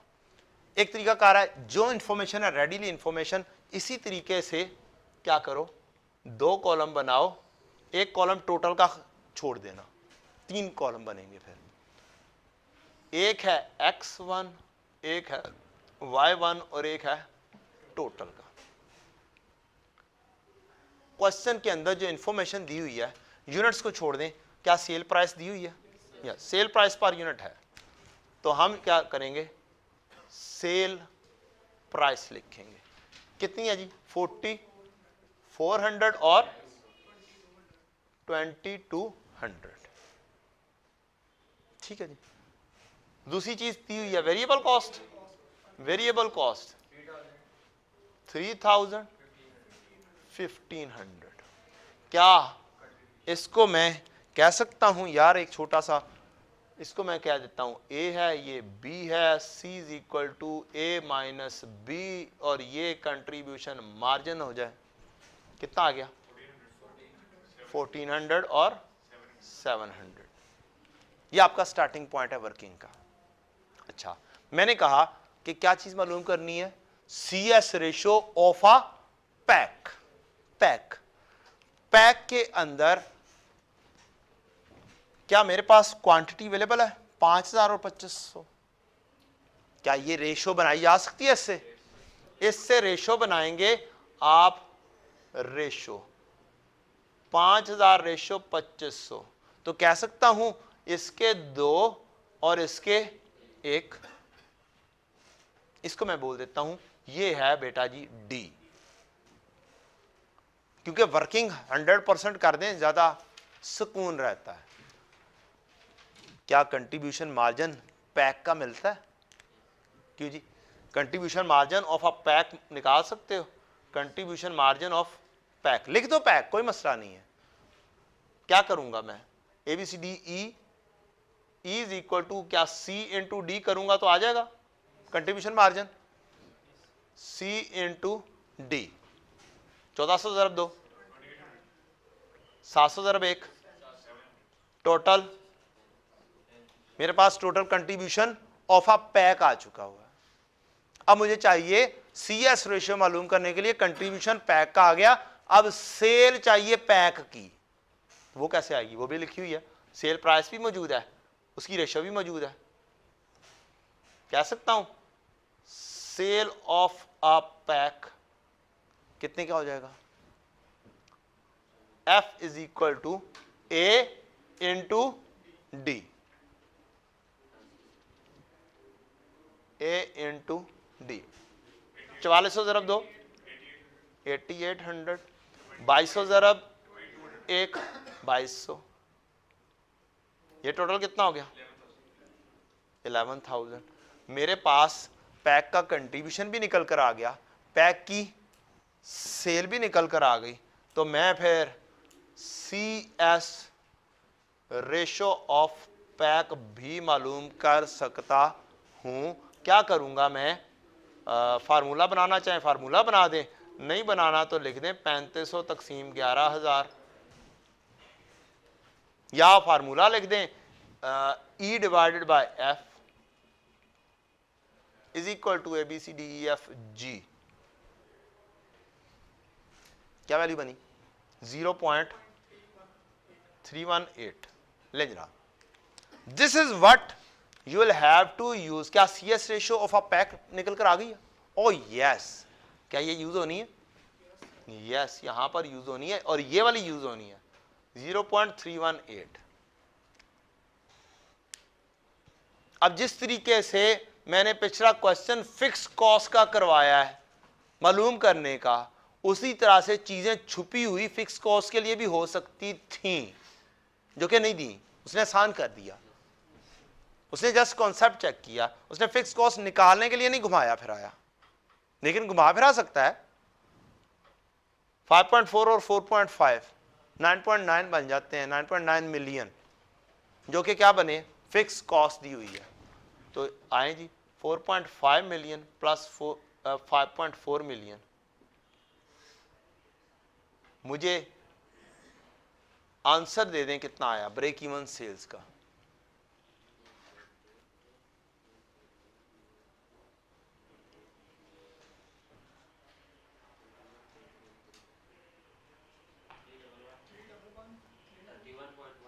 $30.113 मिलियन। और मिलियंस में खेलते हैं, क्या हो गया? किस बात की टेंशन है?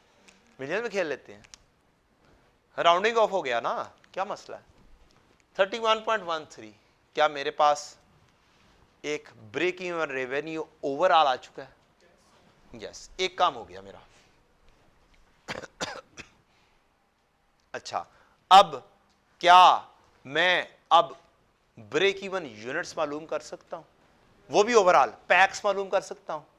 मेरे पास पैक्स की सेल आ गई है, पैक्स के ऊपर ही अगर मैं पैक की सेल प्राइस से डिवाइड कर दूं, sale price of a pack, तो ब्रेक इवन सेल है 31.13 million as per the students, divided by अब पैक की सेल प्राइस को उठाना है बेटा जी। किसको उठाना है? पैक की सेल प्राइस टोटल कितनी है? 11,000 रुपया। 11,000 को उठाऊंगा तो मेरे पास क्या आ जाएगा? अब सही वाली वैल्यू निकालना, ये मिलियंस में है, अब यूनिट सही वाले निकाल कर दे देना। नहीं ना यार, तुम सही नहीं कर रहे यार। नहीं, मैं नहीं मानता, मैं नहीं जानता। Here is my calculator. Here is my calculator. बेटा एक और शॉर्टकट, 31.13 मिलियंस है। क्या है? मिलियन है। एक बटन होता है आंसर के बिल्कुल साथ। 1 मिलियन में कितने सफर होते हैं? हम काउंट करते रहते हैं कि क्या है 6 सफर होते हैं। ये इस बटन को दबाओ और 6 लिख दो, ये 31.13 मिलियन लिखा गया, डिवाइडेड बाय 11,000। 2830 2.8 बोले जा रहे थे, नहीं मैं यार मेरा नहीं दिल मान रहा था 2830, अब मुझे मेरा दिल मान रहा है 2830 पैक्स। 2830 क्या है? पैक्स हैं, और हर पैक में 2 यूनिट्स हैं किसके?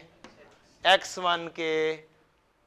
तो मल्टीप्लाई बाय 2 करूंगा तो क्या हो जाएगा, और मल्टीप्लाई बाय 1 करूंगा तो क्या हो जाएगा। अब जैसे मर्जी वर्किंग कर दो, CMA के अंदर तो टेंशन ही कोई नहीं ना। 5660 और 2830। हाँ, अगर सोफिस्टिकेटेड होना है तो इधर आ जाओ, यहां पे लिखो यूनिट्स ऑफ क्या है, break even unit, sorry break even units. Pack निकले 2830 मल्टीप्लाई बाय डी, 5660 और 2830। अगर सोफिस्टिकेटेड होके काम करना है, अगर हमें रफली काम करना है तो इंज कर दो, कोई मसला नहीं है यार, जितने दिमाग चलते हैं ना चला दो। असल चीज ये है ये सोफिस्टिकेटेड काम, ये वाला काम। अच्छा जी, अब क्या मेरे पास दोनों के यूनिट्स आ चुके हैं, और क्या उसने मुझे मार्जिन ऑफ सेफ्टी के यूनिट्स बोलने हैं? यस, यूनिट्स बोल रहे हैं बेटा जी। तो मेरे पास मार्जिन ऑफ सेफ्टी के यूनिट्स X1 के और Y1 के दोनों के चाहिए मुझे। क्या बजटेड सेल्स क्वेश्चन में गिवन की हुई है? यस, 5000 यूनिट्स, और 5000 यूनिट्स से 2500 यूनिट्स से, ये दोनों मुझे गिवन किए हुए हैं। तो मैं क्या करूंगा, अच्छा यार 5000 यूनिट्स आपके हैं और 2500 यूनिट्स आपके हैं, got the point. Minus break even units, यह निकाले हैं यार, क्या हो गया है 5660 2830, 5660 और 2830। आंसर आपका नेगेटिव में आ रहा है। क्या आ रहा है? और अब बच्चा होता है परेशान, आप इसका आंसर है ही नेगेटिव में। एग्जामिनर का सॉल्यूशन दिखाऊं, नेगेटिव में ही है। वो उसने ऑफर क्यों लगाई है, निचली ऑफर क्यों लगाई है कि भाई मैं सेल्स बढ़ा देता हूं आपकी, आपसे ब्रेक इवन भी नहीं पूरा हो रहा, आप ब्रेक इवन भी नहीं अचीव कर पा रहे, we are in losses, it means we are in losses. परेशानी वाली कोई बात नहीं, कोई गलत नहीं हुआ। कितने हैं जी? 660। आप यहां पर लिखें नेगेटिव, 330 नेगेटिव। क्वेश्चन गलत नहीं हुआ, क्वेश्चन बिल्कुल ठीक हुआ है, 100% ठीक हुआ है। तरीका कार सिर्फ से है, क्वेश्चन को उठाना कैसे है, लेकर कैसे जाना है। अब अगली कहानी, B part, advise UL whether it should go ahead with the suggestion और नोट। सजेशन क्या आई है? क्या हम 3 लाख रुपए खर्चा करें, उससे क्या होगा? अच्छा, डिसीजन मेकिंग आ गई है। क्या आ गई है? डिसीजन मेकिंग आ गई। अब डिसीजन मेकिंग के 100 तरीके हैं बेटा, जैसे मर्जी कर दो, कॉस्ट वर्सेस कॉस्ट एनालिसिस कर दो, इंक्रीमेंटल के तरीके से कर दो, किसी तरीके से कर दो। क्या मेरे पास अगर मैं एग्जिस्टिंग कंट्रीब्यूशन को रिवाइज कंट्रीब्यूशन से कंपैरिजन कर दूंगा तो क्या होगा? मेरा काम हो जाएगा ना। तो मैं क्या कहता हूं, मैं कहता हूं यार एग्जिस्टिंग कंट्रीब्यूशन मेरा क्या है, एग्जिस्टिंग कंट्रीब्यूशन। क्या मेरे पास 2830 पैक्स हैं? क्या उनकी कंट्रीब्यूशन मेरे पास मौजूद है कि 3500 कंट्रीब्यूशन मैं करता हूं? 3500 कंट्रीब्यूशन, एक वैल्यू आएगी। ना कर यार, सही वाला बताना है। 990000, चलें मान लिया। ये कौन सा है बेटा जी? ये एग्जिस्टिंग नहीं है, ये तो ब्रेक इवन है।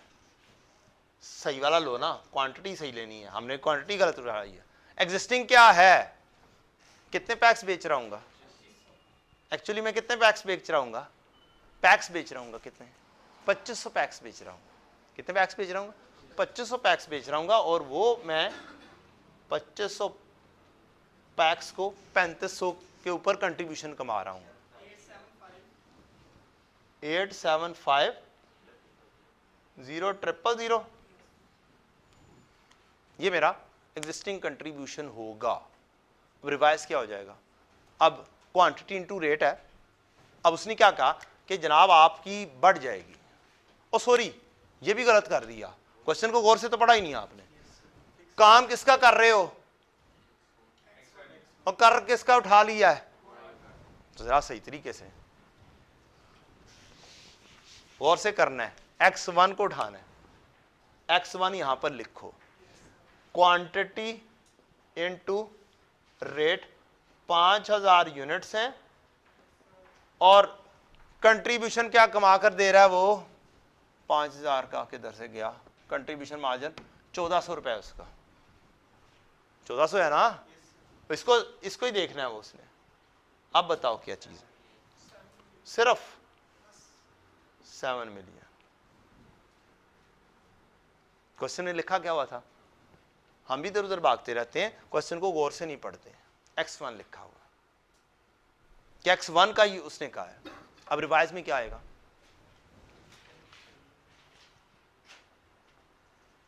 रिवाइज में उसने क्या? सेल प्राइस चेंज कर दो। क्या कर दो? सेल प्राइस चेंज कर दो। सेल प्राइस क्या थी इसकी? 4400। क्या थी? 4400। कम करना है ज्यादा करना है? कम करना है। फार्मूला बताया था डिक्रीज करने के लिए इंटू 1 माइनस रेट से मल्टीप्लाई कर दो। कितना कम करूं? 5%। कितनी वैल्यू हो जाएगी? 4180। क्या वेरिएबल कॉस्ट चेंज होगी प्रोडक्शन करने में? वो तो 3000 ही रहेगी। मेरा 1180 का क्या आ जाएगा? कंट्रीब्यूशन आ जाएगा। क्या ये मेरी रेट आ गया? कंट्रीब्यूशन का रेट। ठीक है जी। क्वांटिटी क्या चेंज होगी? यस, क्वांटिटी चेंज होगी। 5000 पहले थी, इसमें कोई बूस्ट अप देगा वो? कितना? 20%। क्वांटिटी को बढ़ा दो इनटू 1.2, 6000। ये है जे, ये है के, और जे इंटू के मेरा कंट्रीब्यूशन होगा।